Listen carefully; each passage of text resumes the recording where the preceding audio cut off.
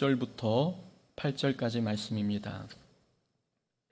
사도행전 8장의 말씀입니다. 사도행전 8장 1절부터 8절까지 말씀 우리 한 절씩 교독하겠습니다. 사울은 그가 죽임당함을 마땅히 여기더라. 그날에 예루살렘에 있는 교회에 큰 박해가 있어 사도 외에는 다 유대와 사마리아 모든 땅으로 흩어지니라.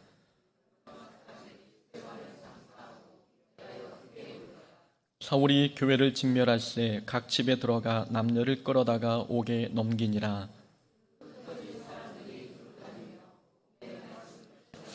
빌립이 사마리아 성에 내려가 그리스도를 백성에게 전파하니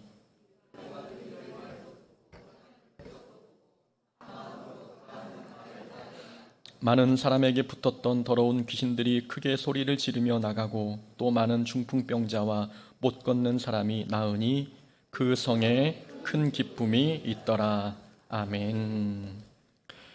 오늘 사도행전 8장 1절부터 8절까지 말씀 통해서 박해로 시작하여 기쁨으로 끝나다라는 제목으로 말씀 함께 나누겠습니다. 만년필 브랜드 중에 워터맨 만년필이라는 게 있습니다. 워터맨 만년필의 창시자는 루이스 에드슨 워터맨입니다. 1837년 태생인 워터맨은 처음에는 보험회사 직원이었습니다. 워터맨은 유능한 보험 판매자가 아니었기에 생활 형편이 매우 어려웠습니다. 하루는 워터맨이 한 고객을 만나 어렵게 보험 상품 하나를 계약하게 되었습니다. 제법 덩치가 큰 상품이었기에 계약이 성사되기만 한다면 경제적 어려움도 어느 정도 해소할 수 있을 것 같았습니다. 워터맨은 기쁜 마음으로 계약서를 꺼내 계약을 작성하던 중에 펜에 잉크가 흘러나와 계약서를 망치게 되었습니다. 고객에게 몇 번씩 사과하고 용서를 빌었지만 고객은 화를 내며 보험 계약을 하지 않았습니다.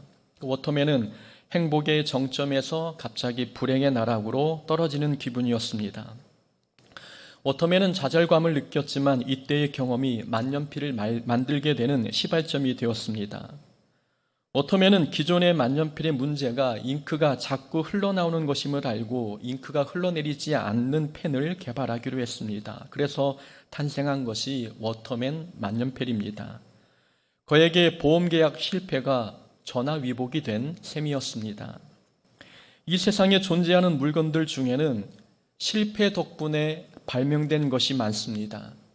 만년필의 경우도 그렇지만 우리가 자주 사용하는 포스트잇의 발명도 실패를 통해 발명된 물건입니다.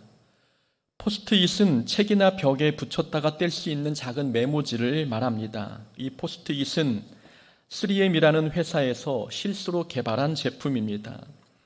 처음에 3M 회사에서는 아주 강력한 접착제를 발명하고자 했습니다. 그러나 연구 실패로 접착력이 거의 없는 접착제가 만들어졌는데 그게 포스트잇의 시초가 되었습니다. 이런 일화들을 보면 실패가 반드시 나쁜 결과를 가져오는 것이 아님을 깨닫게 합니다. 실패가 반드시 나쁜 결과로 이어지는 게 아니라 실패는 때로 우리에게 더 좋은 결과를 안겨줍니다. 인생도 그런 것 같습니다. 인생의 과정이 나쁘다고 해서 결과까지 나쁜 것은 아닙니다.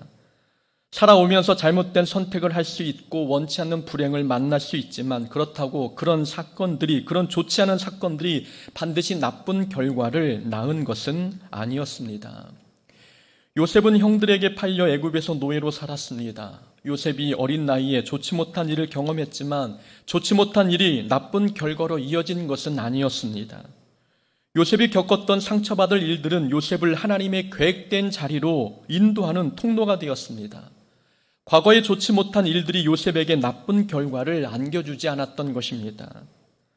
나오미의 가정은 모압 땅에서 살면서 큰 불행을 겪었습니다. 나오미는 남편을 모압 땅에서 잃었고 두 아들도 함께 잃었습니다. 나오미 입장에서는 큰 불행을 겪었고 자기 인생이 실패한 인생처럼 느껴졌겠지만 그렇다고 나오미의 끝이 새드 엔딩은 아니었습니다.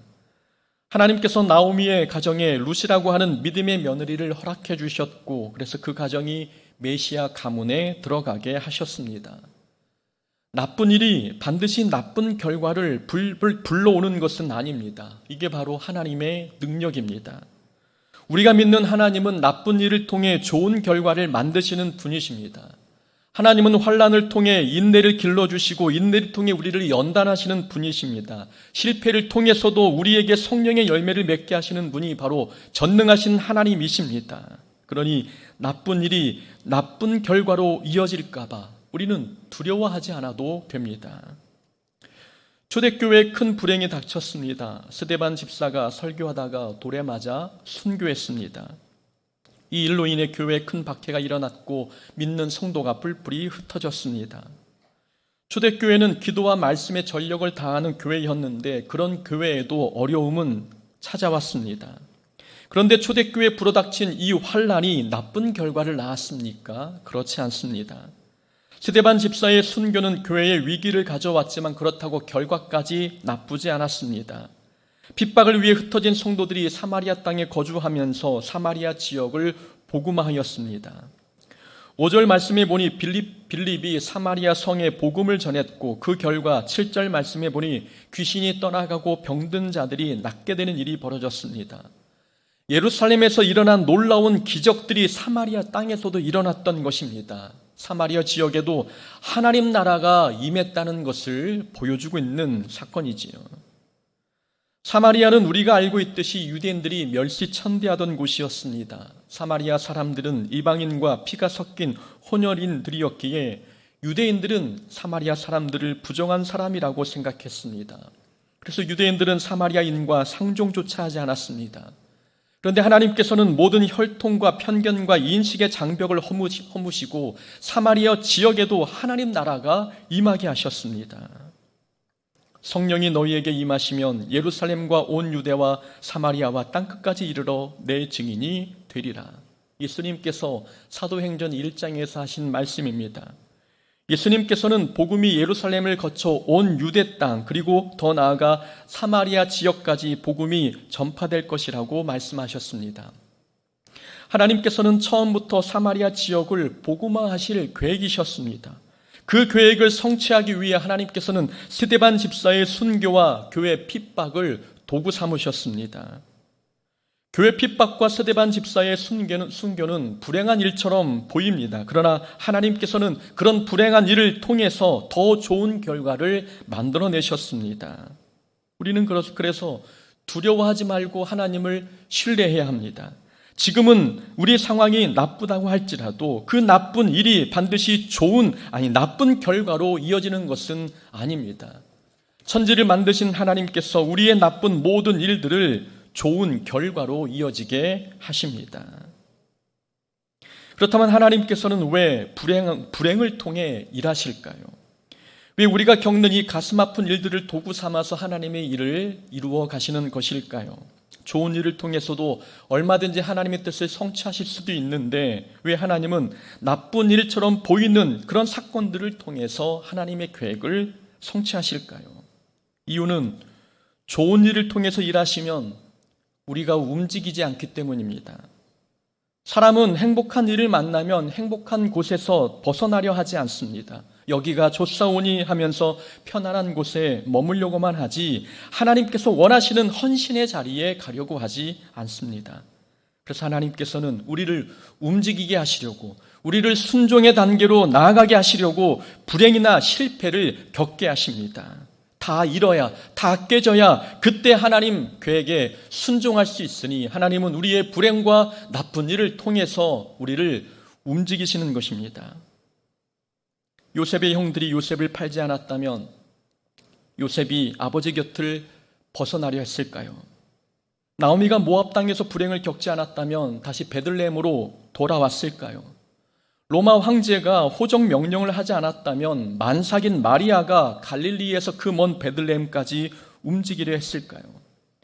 편안하고 행복한 일들만 연속이라면 아무도 하나님이 원하시는 자리로 움직이지 않았을 것입니다. 성경 속 인물들은 행복한 과정을 통해서 하나님의 뜻을 성취한 게 아니었습니다. 거의 대부분의 사람들은 자기 힘으로 통제할 수 없는 어떤 외부의 압력에 의해 등 떠 밀려서 하나님의 계획된 자리에 나아갔습니다. 평안하고 좋은 일만 겪으며 살면 절대 순종하려고 하지 않으니 하나님께서는 고난과 핍박과 환난과 불행과 실패 이런 일을 통해서 우리를 움직이게 하십니다. 그래서 하나님께서는 초대교회에 박해의 바람이 불게 하셔서 그리스도인들을 사마리아 땅으로 보내신 것입니다. 우리는 이런 하나님의 일하심의 모습을 통해 얻는 교훈이 있습니다. 두 가지 교훈이 있는데, 첫 번째는 우리는 고난을 만났을 때 상황과 타협하지 않아야 합니다. 상황과 타협하면 고난을 통해 일하시는 하나님께 순종할 수 없습니다.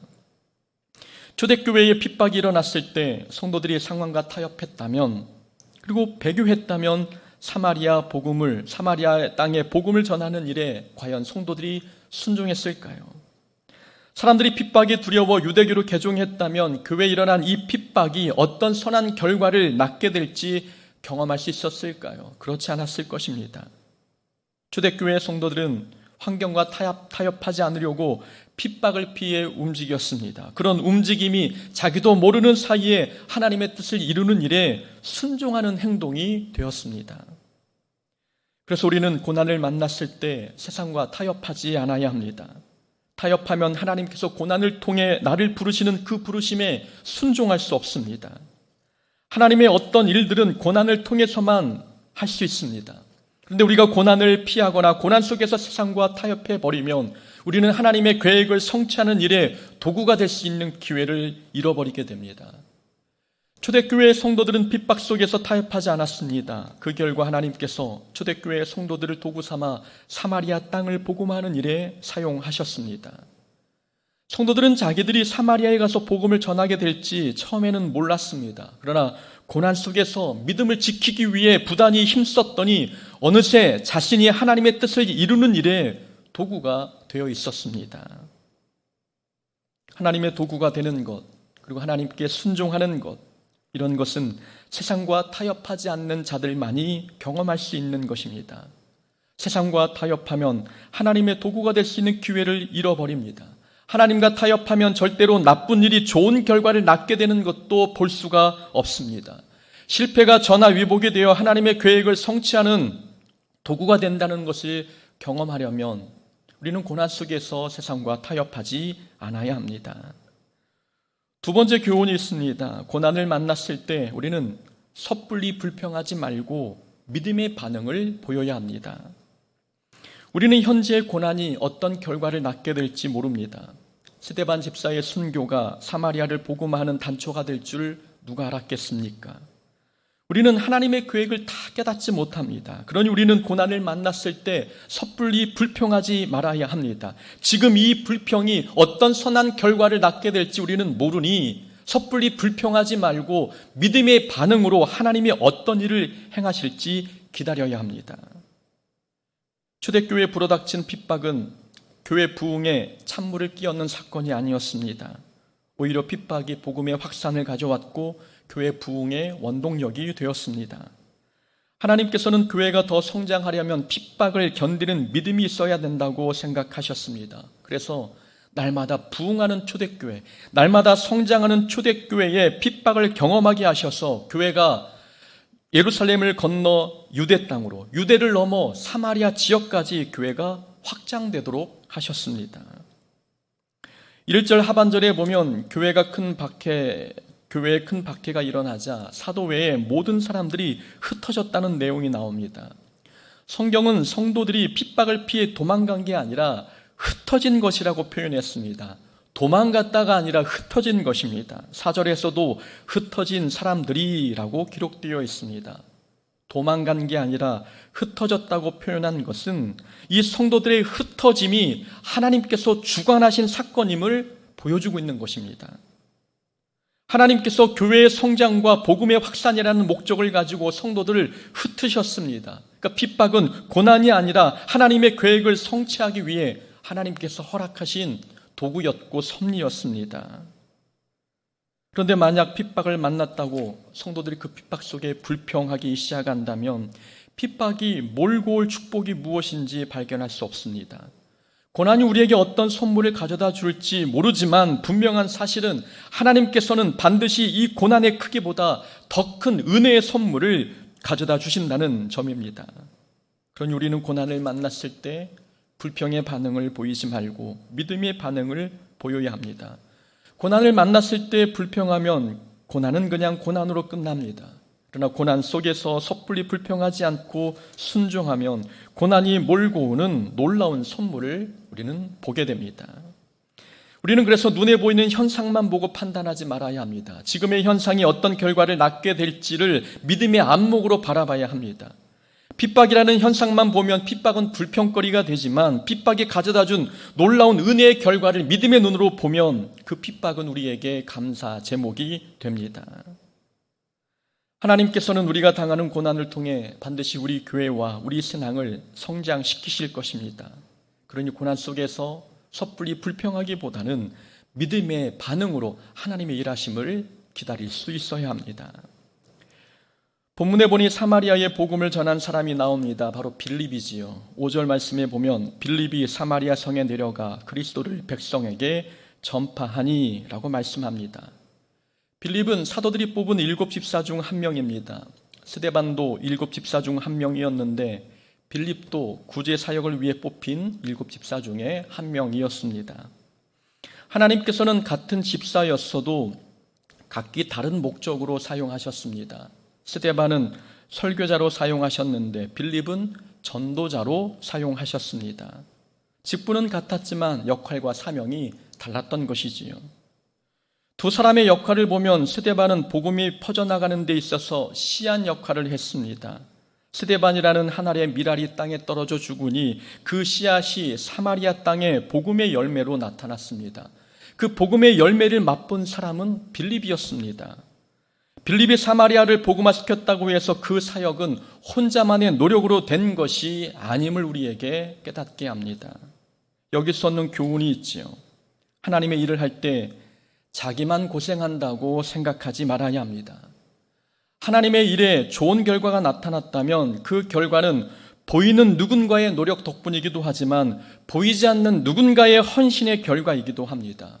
그러니 하나님의 일을 할 때 자기만 고생한다고 불평하지 말아야 합니다.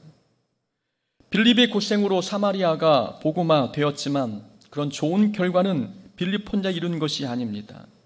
사마리아의 복음화는 이름 모를 수많은 그리스도인들의 전도 덕분에 생긴 결과이고 무엇보다 스데반의 순교가 밑바탕이 된 결과였습니다. 스데반의 순교가 빌립의 사역의 문을 열어준 것이지요. 스데반의 순교가 아니었다면 사마리아 지역을 복음하는 이 빌립의 사역은 시작도 못했을 것입니다. 그리고 빌립의 사역을 꽃을 피우게 한 것은 베드로와 요한입니다.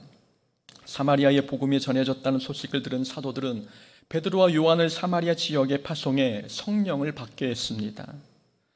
그러니까 빌립의 사역의 출발점은 스데반이었고 그 사역에 꽃을 피운 것은 베드로와 요한이었습니다. 자기 혼자만의 이룬 결과물이 아니었던 것입니다.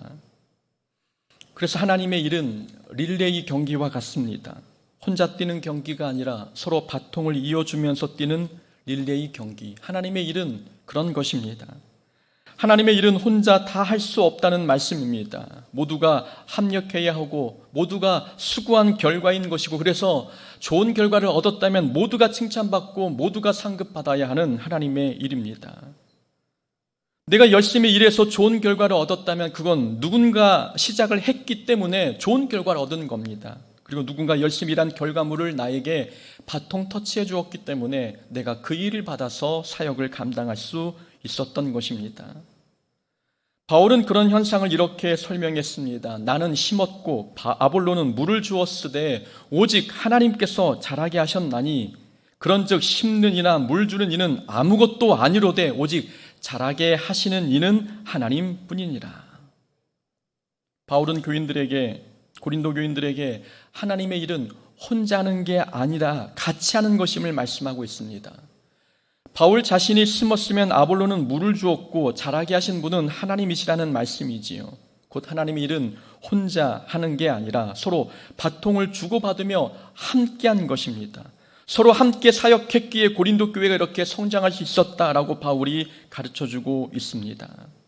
그러면서 바울은 사람이 심고 물을 줘도 하나님께서 자라게 하지 않으시면 사람의 노력은 아무것도 아니라고 강조했습니다. 자라게 하시는 하나님의 역할이 가장 중요하다는 말씀입니다. 그러니 우리는 하나님 앞에 겸손해야 합니다.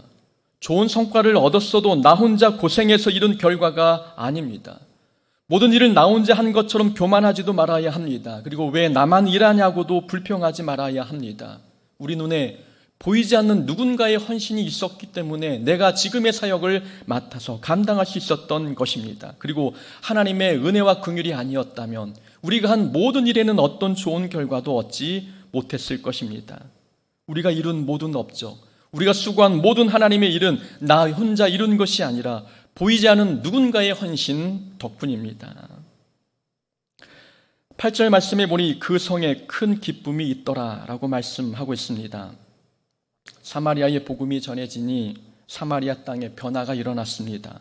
더러운 귀신이 떠나갔고 중풍병자와 못 걷는 자들이 낫게 되는 역사가 일어났습니다. 기적과 표적에 나타난 것도 좋은 변화이지만 가장 큰 기적은 복음이 들어간 사마리아 지역에 기쁨이 충만해졌다는 것입니다. 오늘 본문의 전체 구조를 한번 보십시오. 본문의 시작은 교회에 박해가 일어났다는 내용입니다. 그러나 본문의 마지막 구절은 사마리아에 큰 기쁨이 있다는 내용이지요. 박해로 시작한 본문의 이야기가 기쁨으로 끝을 맺고 있습니다. 이게 바로 우리가 믿는 성도의 삶입니다. 우리 삶에 박해가 찾아오지만 그 박해가 있는 인생의 끝은 항상 기쁨입니다. 하나님께서 주신 선물 아니겠습니까? 우리는 여기서 얻는 교훈이 있습니다. 성도는 사역의 결과가 기쁨이어야 합니다. 빌립은 핍박을 피해 사마리아 땅으로 갔습니다. 삶의 자리를 잃고 타지에 가서 열심히 복음을 전했지요. 복음을 열심히 전한 결과 빌립의 사역 현장은 기쁨으로 가득 찼습니다. 빌립의 사역 결과는 기쁨이었습니다. 우리가 하고 있는 교회 일, 우리의 사역의 결과는 어떻습니까? 우리가 하는 교회 일의 결과가 기쁨입니까? 아니면 한숨입니까? 우리가 하는 하나님의 일의 결과가 즐거움입니까? 아니면 괴로움입니까? 하나님의 역사가 일어나는 곳에는 기쁨이 임하지 않을 수 없습니다. 하나님의 일을 하는 사역 현장은 하나님의 살아계심을 가장 잘 경험할 수 있는 곳입니다. 하나님의 은혜와 능력을 경험할 수 있는 곳이 우리 사역 현장인데 그곳에서 기쁨을 경험하지 못한다면 우리도 기적이 가득한 광야길에서 기뻐하지 않고 불평만 했던 이스라엘 민족과 다를 바 없습니다. 하나님의 일은 노동이 아닙니다. 하나님의 일은 예배이고 하나님과 사랑의 교제를 나누는 일입니다. 야곱이 라헬을 아내로 얻기 위해 7년을 무봇으로 봉사했습니다. 야곱은 그 7년의 긴 세월이 수일같이 느껴졌다고 고백했습니다. 아내를 얻기 위해 일한 7년이 지루했다면 그 7년은 70년과 같았을 것입니다. 그러나 야곱은 7년을 며칠같이 느껴진 이유는 7년의 시간은 노동의 시간이 아니라 라헬과 교제하는 시간이었기 때문입니다. 라헬을 위해 일하는 그 장소, 그 시간이 기쁨으로 충만할 수밖에 없었습니다. 사랑의 교제를 나누는 시간이었기 때문입니다. 야곱의 사역의 결과는 기쁨이었던 것입니다. 사마리아 성에 기쁨이 있었다는 것, 이 말씀은 하나님의 일의 본질은 기쁨을 전하는 것임을 뜻합니다. 우리가 하는 모든 하나님의 일은 누군가에게 기쁨을 주기 위해 하는 것입니다. 내 안에 가득한 기쁨을 다른 사람에게 전달하는 것, 내가 하고 있는 교회 일, 사역, 사명, 이 일을 통로 삼아 내 안에 주신 하나님 나라의 기쁨을 다른 사람에게 전달하는 것, 이것이 신앙생활의 본질입니다. 교회 청소도 누군가에게 기쁨을 주는 일입니다. 제가 하는 설교 사역도 누군가에게 기쁨을 주는 일입니다. 식당 봉사, 교사, 안내 보는 모든 일들, 기쁨을 전하기 위해 하는 일들입니다. 기쁨을 전하려면 가장 먼저 일하는 사람이 기쁨으로 충만해야 합니다. 기쁨이 흘러 넘쳐야 흘러 넘치는 기쁨을 통해서 다른 사람에게 기쁨이 전달되는 것입니다. 복음 전도자 빌립이 기쁨 충만하니 기쁨 충만한 사람이 전하는 복음을 통해 사마리아의 기쁨이 가득해졌습니다. 하나님의 일은 일하는 사람 마음에도 기쁨이 가득해야 하고 일터에도 기쁨이 가득해야 하며 다른 사람에게도 그 기쁨이 전달되어야 합니다. 그리스도인의 사역의 결과는 언제나 기쁨입니다. 오늘 하루를 어떤 기분으로 시작하셨습니까? 우울감, 슬픔, 때로는 피곤함으로 하루를 시작하셨습니까? 시작이 그러할지라도 오늘 하루의 끝은 기쁨이 될 것입니다. 하나님의 계획 속에서는 나쁜 일이 반드시 나쁜 결과로 이어지는 것이 아니기 때문이지요. 하나님께서는 괴로운 일도 하나님의 뜻을 이루는 도구가 되게 하십니다. 그래서 우리 삶에 핍박이나 박해가 찾아와도 기쁨 충만한 삶을 살 수 있습니다. 사마리아 성에 기쁨이 충만한 것처럼 복음 위에 세워진 우리의 인생에도 기쁨이 충만할 줄 믿습니다. 그런 날 되기를 주의 이름으로 축원합니다. 아멘. 우리 함께 말씀을 붙들고 기도하기 원합니다.